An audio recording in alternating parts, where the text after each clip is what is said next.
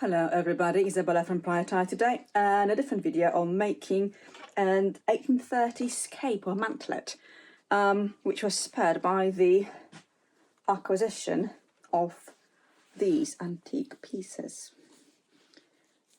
And these are already shaped like capes of a mantlet, a pelerine, and multi-caped pelerines, mantles, mantlets, cloaks were very much a thing in the 30s and 20s for not only men but women as well, and obviously women went for the more ornate option.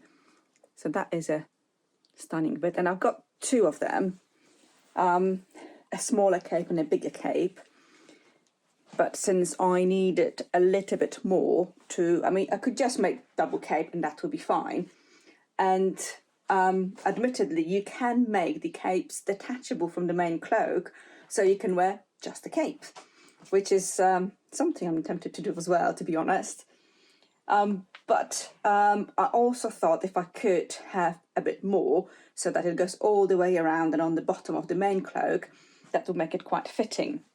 So I had one of these pieces sent over to India. I'm not very good embroiderers at all. I can just about manage with some bits, as you've seen in the past, but this is quite a lot of work. And I'll tag the chap here as well, but him from Instagram account. And his workshop sort of did quite a decent job of replicating the pattern on. Unfortunately, we didn't have the same fabric. This was a very, very fine silk, Captain Myers. We didn't have the same fabric, so he just used some silk velvet, very similar, so I'm happy with that. As you can see, the original and the antique. So I've got quite a lot of now. It took some time. I was supposed to be finished for my Regency and Romantic book to include the pattern there, but I didn't manage to. So there we go. I have quite a lot of that. So hopefully there will just be enough. I think I've got 5 meters, so it should just be enough to go for the full length and the back. Now the capes at that time could have additional colour as well, and I think the one that has several capes has that. I'm using this book as my inspiration, the Workman's Guide, and that's 38 edition, so a little bit later by that time, but there's a good description of different capes and clothing and stuff like that. It's a very useful book to have, to be honest. The disadvantage is all the measurements are in breadths and nails, which is a little bit different to what we use at the moment. So a breadth of fabric really depends on what kind of fabric it was. So they say a breadth of silk, a breadth of wool, because there were set breadths. That's the breadth of fabric were available. Nowadays we have breadths like 150 centimeters or sort of 59, 58 inches, or we can have 110 centimeters or 137 centimeters. It really differs. So here I'm not really sure what she meant by breadth. Traditionally, a breadth would be either 24 inches, which is about 61 centimeters, and that would most likely be more expensive out fabrics like silks or silk velvets, some printed wools, for example, and possibly some wools as well. And another breadth that I managed to find out is 36 inches, which is about 90 centimeters, or 34, 36, I think, or 32. I'll have to check. So that is a little bit more, and that would commonly would be linen and cotton and sort of linings and undergarments fabrics. So trying to sort of decide what breadth is used here is going to be one of the first problems. I'm using this beautiful wool satin as the main fabric, as it will go very, very nicely with that, and lined with this very, very light silk, so keeping to the very autumnal and earthy colours. Not really my choice of colours traditionally, to be honest. I prefer brighter colours and cooler colours, but this will work quite nicely, I think, with one of my dresses. So yes, I'm trying to film bits and pieces and put some photos so you can have a look. I will probably be still stitching. It's for the event next week in Scotland that we usually run for 1830 sort of house day. But I bet I'll be still stitching on a car. I put aside 3 weeks to prepare new stuff for the event. I've got loads of my own stuff, so it's nothing really urgent, but I wanted to get something new for myself. But as it turned out, I spent those 3 weeks quite slowly going through other people's dresses and coats and frock coats and trousers and capes and waistcoats.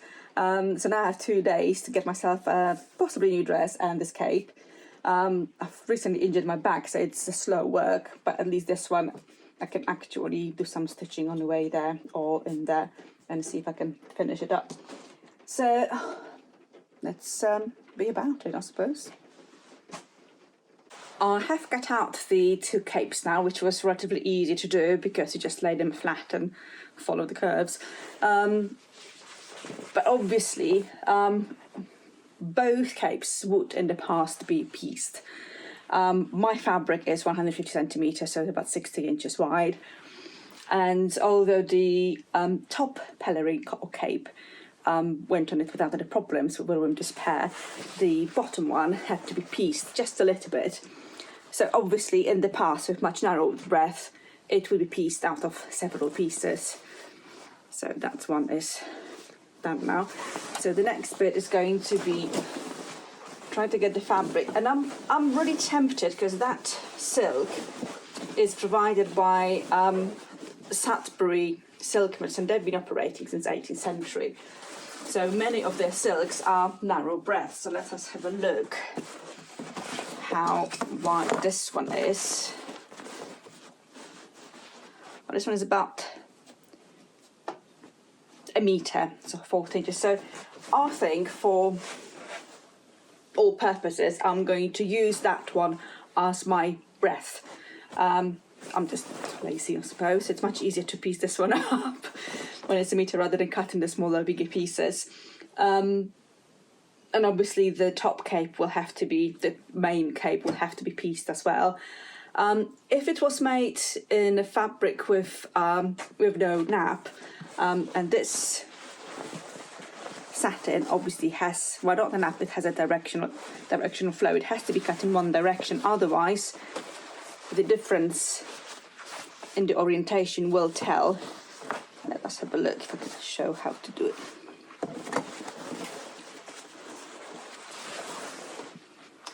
This one is straight and this one is across. So you can see more or less that you would be able to see the joints because they will reflect the light much differently. Let me just grab it. See, so you can really see the difference in sheen, and that is one of the most common mistakes nowadays. Having said that, in the past sometimes you did not have enough fabric, so you make do with what you had, and then if some fabric had to be cut at a different angle, then so be it. It was not only for show, it was a functional garment. But here I think I have just enough to make it properly so that the grain goes in the same directions on all the pieces as necessary. So I think the lining for the capes first, and then I'll need to decide whether to make both of them into one mantlet or just one of them that detaches. I'll have a think of that. In the meantime, let's cut the lining. So it is a metre wide, and I need it about 55 inches long to cover. Theoretically, according to the book, it should be from the shoulder to the top of the boot or edge of the dress. Obviously that will depend on the dress you are wearing, and obviously you will have your dress being sticking out a little bit because it's on corded petticoat. But I think 3 meters might just be enough for the main cape. I probably will do 4. and have a nice big facing. Now, you don't, traditionally lots of capes, long capes and short ones, were just cut from either semicircle or a circle and a quarter, 3/4 or a full circle, depending how much fabric you had and what was the use of it. I think there are several patterns for that in the Equestrian Dressmaker book for medieval cloaks and later ones as well. Now, in the 20s and 30s, quite a lot of capes were gathered, actually even earlier, even Regency as well, are gathered or cartridge pleated to a narrow stand or narrow band, mostly because you can get much more volume. Otherwise, the circular cloaks tend to be really tight around the shoulder, well, tight, just shaping up, falling down from the shoulder, which is fine. However, if you have the big sleeves in the 30s, that is not going to sit very well at all. You will either end up riding up and giving you a sort of nice, well, not so nice, over collar, or being too tight and you're not being able to do it up. So you do need much more volume of the fabric, hence the gathering. And that affected both men's and women's clothing. Although men's shoulders were not as padded as women's, the sleeves were still pleated and you still have quite a lot of volume there. So it made much more sense to have more volume, nice little slots in a cloak for your arms, and that's it. So I am deciding that 4 meters should just be enough to cartridge pleat to the band. This one is a really nice silk little fail. It's French word, not a disaster or damage. It's very much like grosgrain, but much finer ribs, so ripped silk. And the ripped silk, contrary to expectations, also ripped very nice across. So I just marked the length that I need, making sure that it's enough for seam allowances and for some gathering, and I'm going to rip it.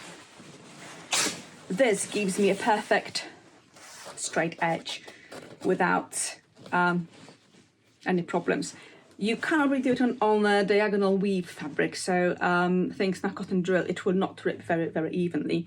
It will be uneven, but on the straight weave ones, no problems at all. And you basically use this piece, which is my cape, to mark the next one.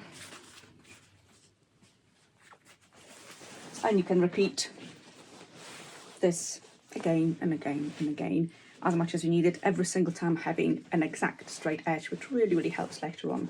So I'm going to get on ripping. It is very satisfying. Stressful. Some fabrics tend to have a lot of small threads shedding. This one doesn't have a lot, plus it will be put together in a second, so not much of a problem.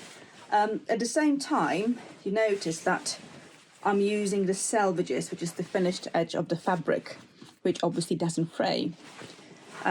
Using selvages was very popular in the past.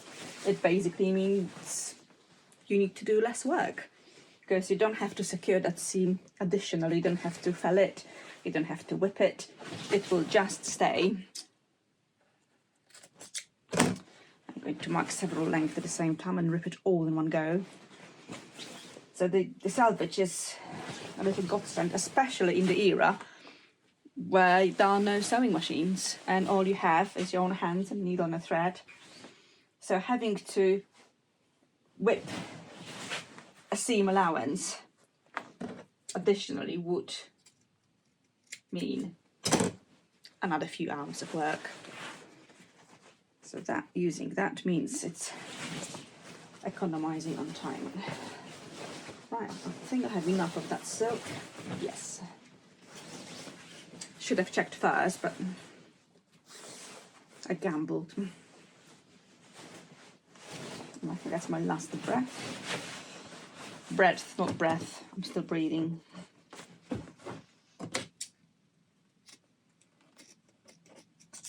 All right. 1,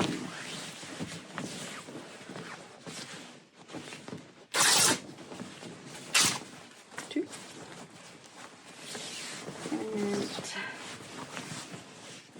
here. There's a cut. Yeah, there it is. I feel better already. Right, I'm going to stitch it all up, and then I'm going to cut the main cape out of my wool satin and possibly piece it all up as well.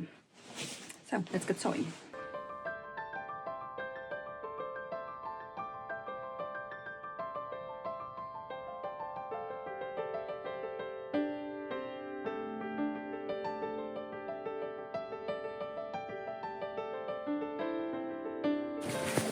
Well, I must say I'm very, very grateful for sewing machines, because that thing, just putting those 4 breadths together, so 3 seams, just took like 5 minutes. In the past, hand stitching them, and even though they don't have to be very tightly and very tightly stitched because it's just a lining, it doesn't bear much weight, if any, it would still take at least half a day or several hours.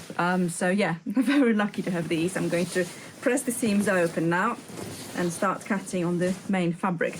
I must say the 4 meters look a lot, so I will have a look how it looks gathered, and do I need to trim it a little bit more at the front and at the fronts or not, but it's quite a lot. And it also depends how much of the trim I have, because it has to go down on both sides, and that's 1.5 meters in each, and then additional. Actually, I'm going to measure that.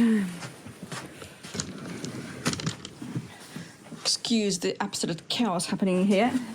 It's also quite dark because we have a bit of a storm at the moment coming on Exmoor, but I don't really want to put the light for filming, at least for this one. I might swap the stands in a second because the light flickers here a lot. Right, let's see how much we have.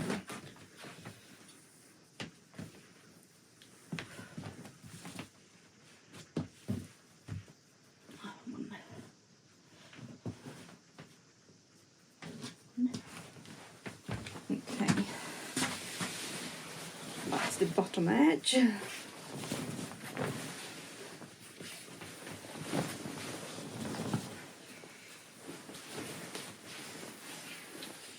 Well, I have enough, which is great, and I have some left, so I might use the, oh no, I don't have a little bit left, but just this, so possibly in a collar, but that means I can stick with that width, and hopefully it's going to be okay. Okay, update. I've cut out now all the pieces apart from collar and the band, and I've cut the fabric, the main cape. It's just not enough for the 4 meter breadth. I could possibly piece it quite a lot, but then I've got another idea what I can do with the rest of it, and then I wouldn't have much left for either band or a collar. So I've got 3.5 breadth, and so I need to trim the lining, which I'll do in a sec.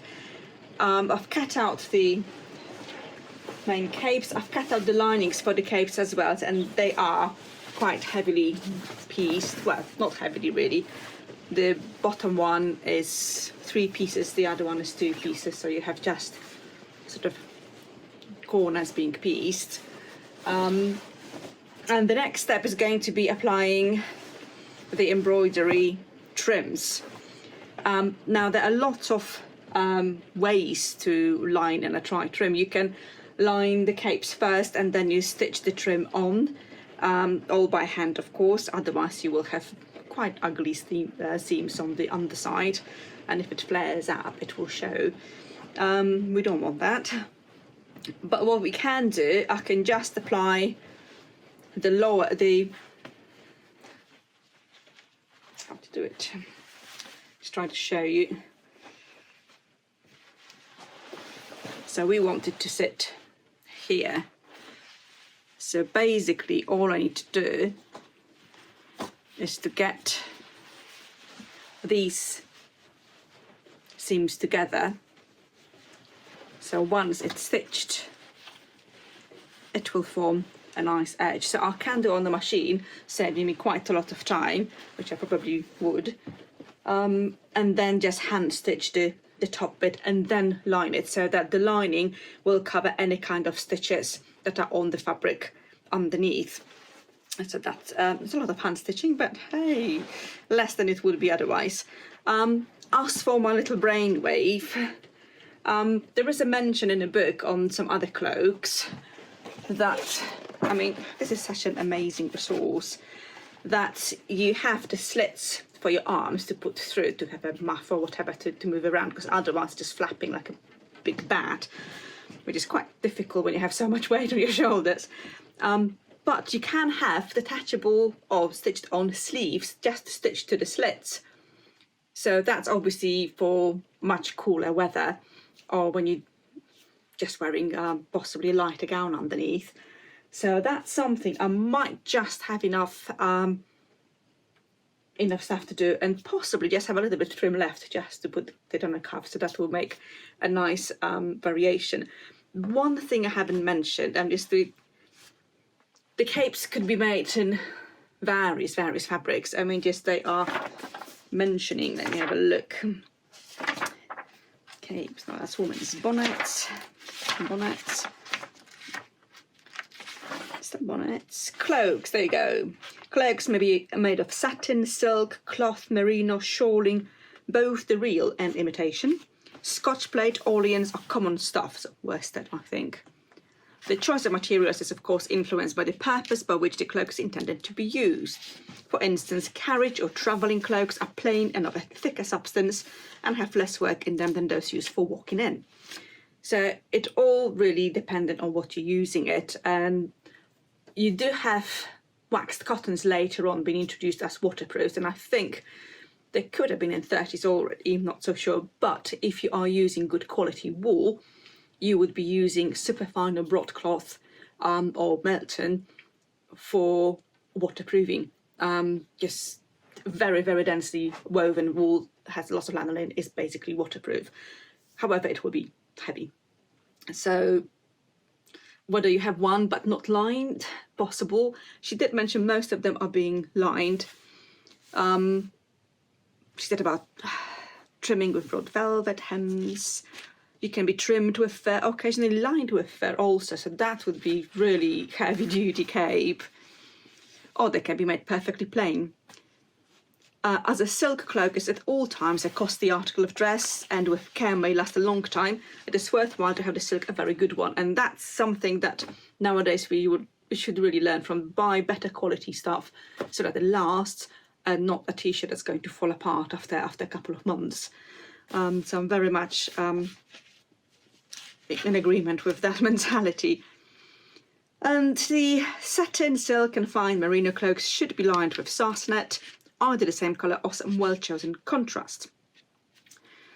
But, and that's another interesting bit, as these sarsenet linings cost a great deal for a full-sized cloak, 2 old silk gowns nicely picked to pieces or either washed or dyed would be a good substitute where economy is an object.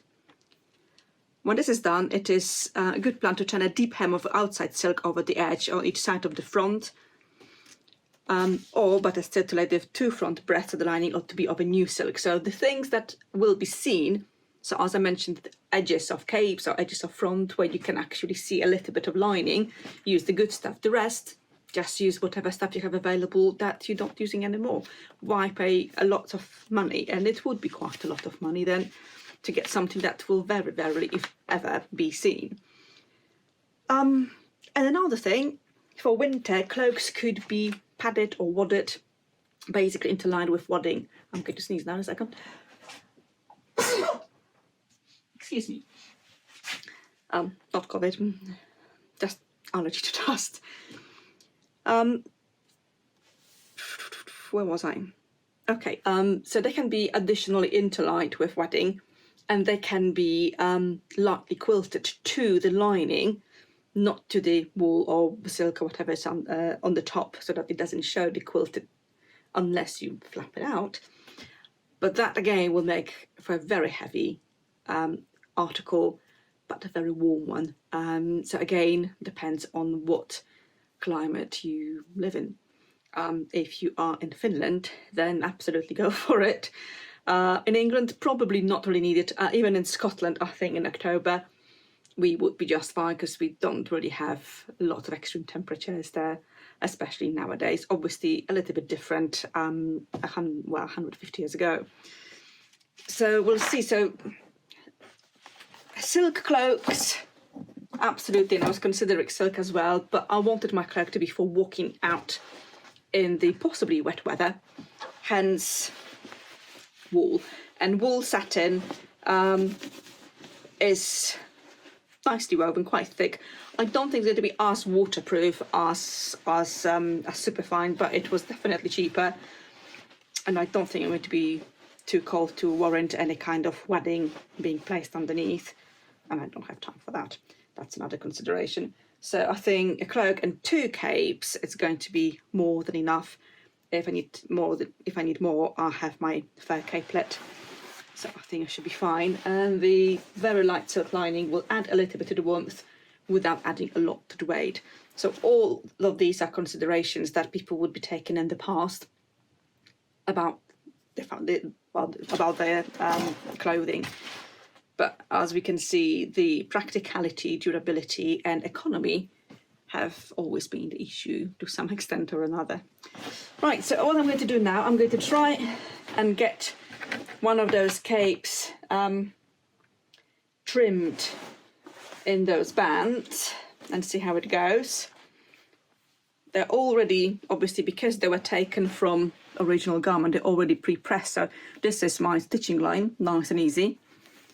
And it's really amazing to be working out. You can see when they were a little bit too tight, so they had to notch it to follow the curve better and to stretch a bit more. It's really amazing to be working with old fabrics like this one. There's a little bit of a repair here. But equally amazing to be able to give them another chance to shine, really. This one here is interestingly still stitched up, so I'll have to undo that.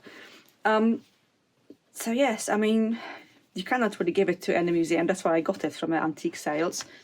But you can incorporate it into new made outfits, and I think that cloak is going to serve me for quite some time. So yes, as you can see, I managed to get a little bit light, a different stand, so that's a little bit better. So I'm going to get on moving. I will spare you the slow-mo of sewing. It's quite tedious. I will get a few time lapses just to show that I actually have done it. I've been accused once of not doing it, just using sweatshops. Huh? This is my sweatshop, and it's just the size of a garage with a space for one person. Never mind. Let's try and do it.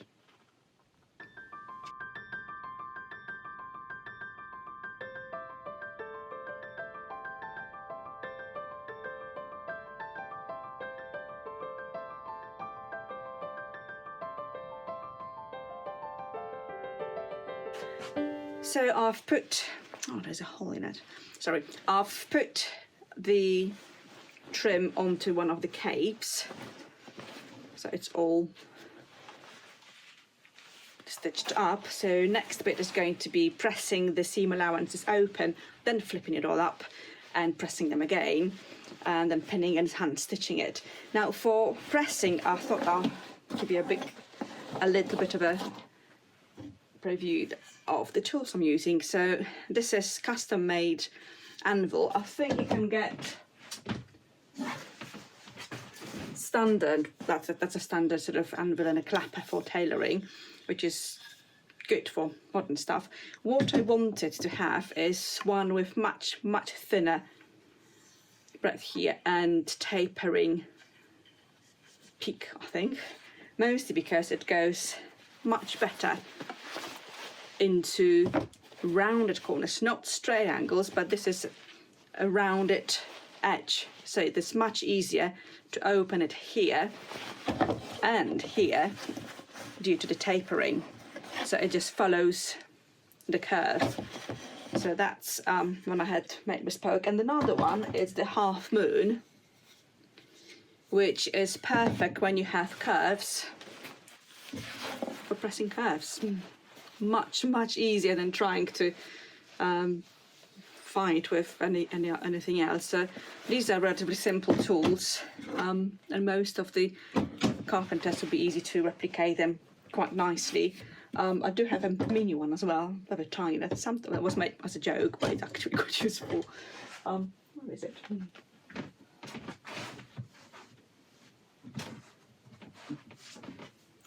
Not here. So anyway, so those are the tools I'll be using mostly for pressing the capes of that cloak. So let's do it. The trim is on and it's pressed, flipped out. It's basically like putting facing, but to the outside instead of inside. So now it needs to be hand stitched all along here. Theoretically, could be done by a machine. See, there are a couple of holes in it, so I have to patch them up. Yeah, could be done by a machine, just going at the very, very edge of it, and I might be tempted to do it with the second cape. I'll see how am I with time. So yeah, I'm going to do the second one and then the main cape. That will be quite a lot of work, and it will be a little bit more difficult, mostly because the originals are already cut to the shape, which means the fronts are on a straight grain, whereas the edge that curls, it's on the bias, so that helps a little bit. My main strip is all straight grain, which is another reason why I decided to go for straight breadths of fabric. It's much easier to do it on a straight grain, while preserving the volume, rather than on a semicircular cape or circular cape when you have a lot of bias. Trying to put a straight trim on a bias thing, it's going to be a lot of darting, and obviously darting will affect the embroidery. So that's another consideration. So let's be about it, I suppose. Right, after lunch update. So I have 2 capes ready. Where are the capes? Where are the capes? Oh. And I did a bit of an experiment. So this is a top cape, as you can see, the short one. It's quite nice. And this one I stitched the edges by hand. Look a bit. That looks nice and neat. So that's the top one. The bottom one I decided to stitch by machine because I could and because time.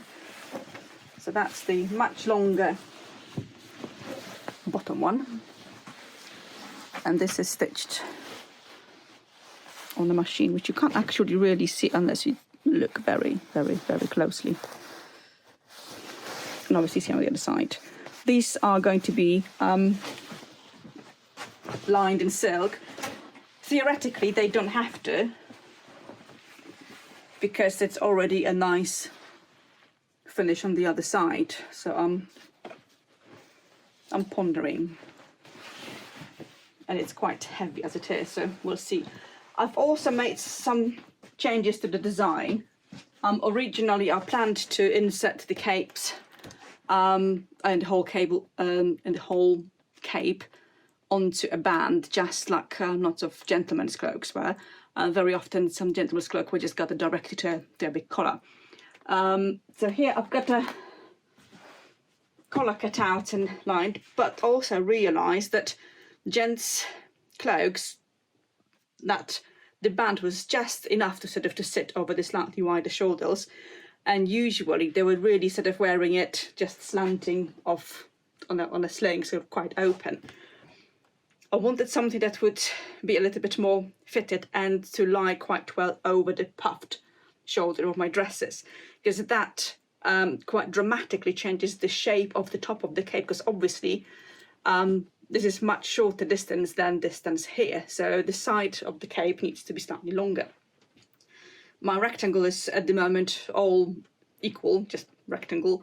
It can be adapted, but also I realised that in the time over there they had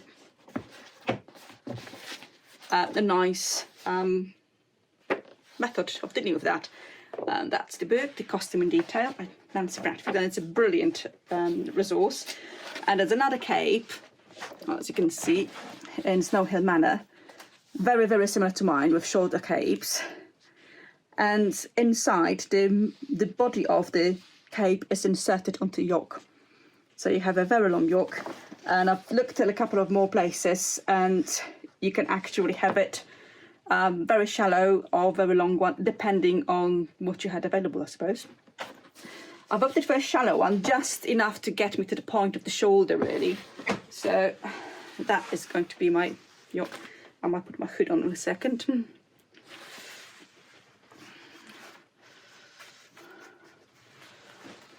So this is the yoke that is going to just over the point of a shoulder from which the cape can descend directly to the ground. It still has to be about an inch longer than the rest of the cape, but an inch much better than like 4.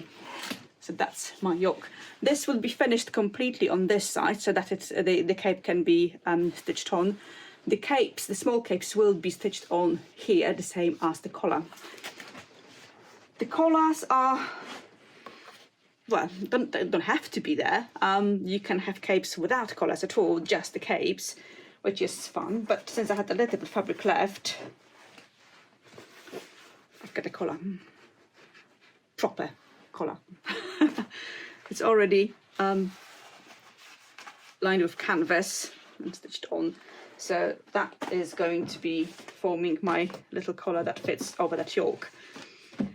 So at the moment I have got the main cloak, partially the trimmers added on one side and pressed, and I'm going to stitch it again by machine because life is just too short on the other side. And funnily, where the originals are so much easier to work with, mostly because they're, I don't know, I think the grain of the fabric has a lot to do with it. Here, the fabric was trickier to work with. It's velvet, so not my choice of a fabric, but I didn't have much choice in the matter. It was done before I orchestrated. So it looks nice, so that's lovely, but it doesn't behave like main silk would, which means a lot of problems with stitching it. The seam allowances, I've just pressed them, so that should help a little bit. So well, let's see how long it's going, well, how much it's going to be to get it on the main cape and then deal with the lining. So far it's taken me half a day, so it's not an easy and project. You do a lot of very, very boring stitching. If you're doing it by hand, it will take a few good days of very boring stitching. So if you plant all hand stitched, have a good audiobook or podcast ready. I'm currently on re-listening to the whole Jack Reacher series because that's just a good background, I suppose. So I'll meet you here later once I finish this one and start assembling the whole thing. Right, progress is happening slowly but still. I've got 2 capes prepared for hand stitching lining all around them. So I reckon that is going to be my job in the car, because it doesn't really need a lot of huge precision. I mean, just needs some precision, but it's not too fiddly. So it's relatively easy to just do it without getting dizzy or anything when you're on the motorway, not driving obviously. So I've got 2 of these done. I have inserted the lining at the top of the cape proper. I've pressed the seams open and pressed again, so that I have that very, very long edge now ready for cartridge pleating to the yoke. So I've already started on some cartridge pleating. I'm not going to pleat the very border, I want to keep it as it is. And the rest is just basically doing a very, very long running stitch in a very long and strong thread that keeps tangling. But they don't have to be very small, because if your stitches are too small, then you won't be able to insert all of them into the yoke. So usually for that about the ratio, I'll do about 1 inch long stitches, so each stitch is an inch, and that means they gather quite nicely. If you need more fabric gathering to small, you just make the pleats deeper. That's all it takes. So that's the job for this evening. And I think that's all I'll be doing in the workshop here. I've got my collar ready. Ready. I just need to insert the lining, and obviously I'll be adding the collar once the yoke is connected to this one, which is going to be a little bit later. I will see if I can get, I still have tomorrow, I might be able to stitch this one overnight. I am doing another very time-consuming project with a lot of soutache embroidery for my husband, so that is the priority for me at least. So I hope to catch up with a little bit more behind the scenes sort of stuff and sewing stuff. If not, I see you in Scotland. We'll see.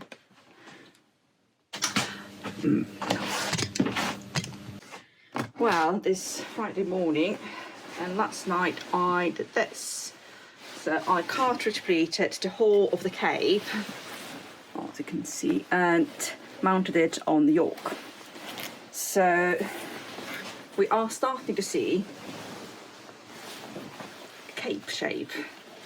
So next step is going to be get the openings for the arms in the correct position and hem them. The lining is not attached yet, that's a job for later. And obviously a collar and a cape. So it should be sitting just right here. It's growing on me.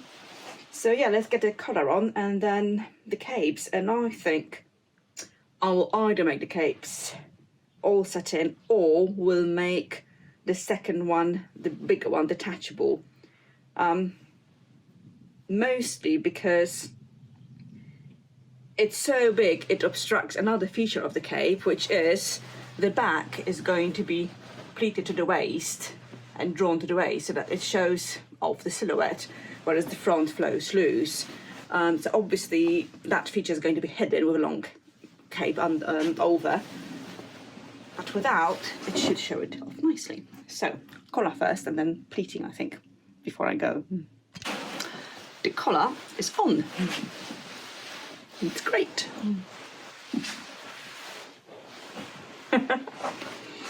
Let's pleat the thing.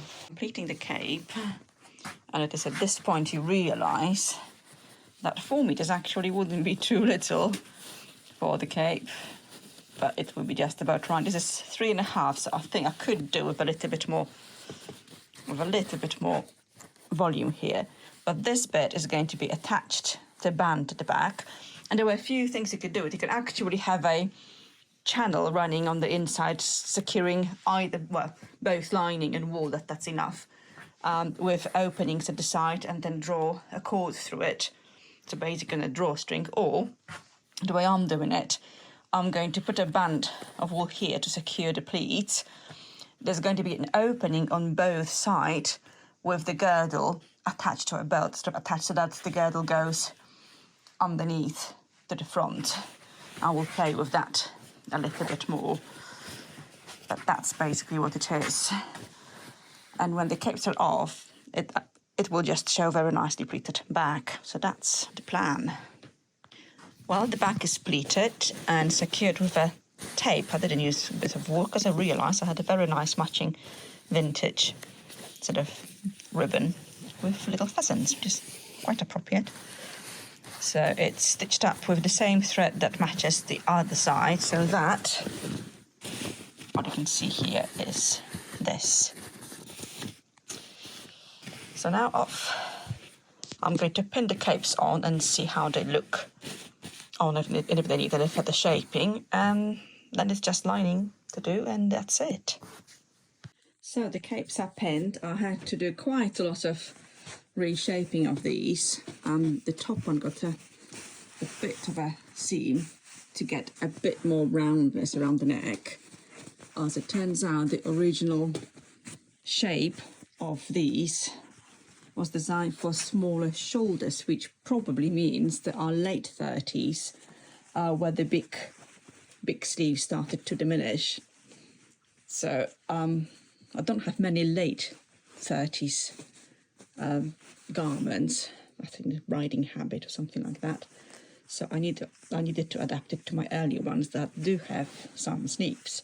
So the top cape is sort of nicely finished, and it will just be whip stitched nicely to the yoke. The bottom one, I didn't really want to lose a lot of volume of that, so I just pleated it, and this one is going to be attached, basically bound with a tape with ties, and this would be able to be worn on its own. So that's my cunning plan at the moment. So just some hand stitching to do, really. Well, welcome from Scotland, a beautiful place, and I'm just finishing the cape. I have put in the lining, as you can see. The very bottom of the lining is going to be free, I think, for better flow.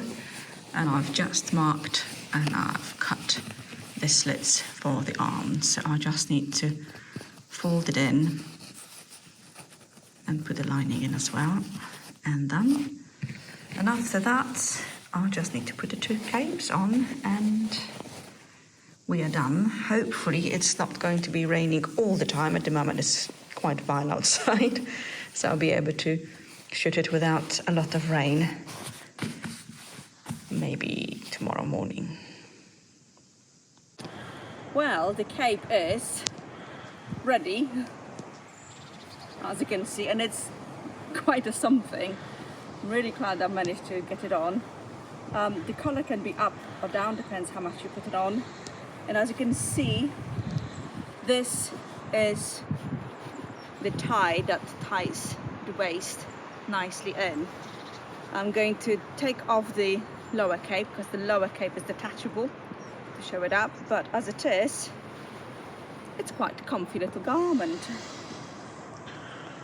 Come closer, Mr. Operator.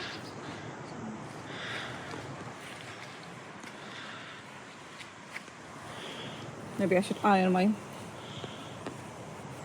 things.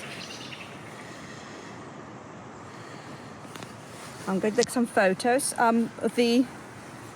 You can see the ties from the lower cape, so that can be completely removed. And I chose random tasseled velvet ribbon ties for keeping the cape together. It could also be tied with a brooch, I suppose, or any other ties. As you can see, that's where my sleeves are going.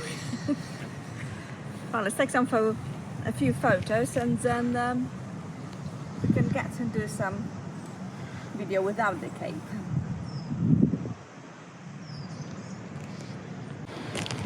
Well, we took off the undercape, so you can see the shaping at the back. And it's just starting raining, because being Scotland it changes every second. So we're going inside. I mean, it's okay if it rains on my cloak, I'm fine with that. It's my cameraman that I'm afraid of, because he's underdressed at the moment. So let's go. Hope you've enjoyed the whole production of a cape. I'm going to enjoy wearing it.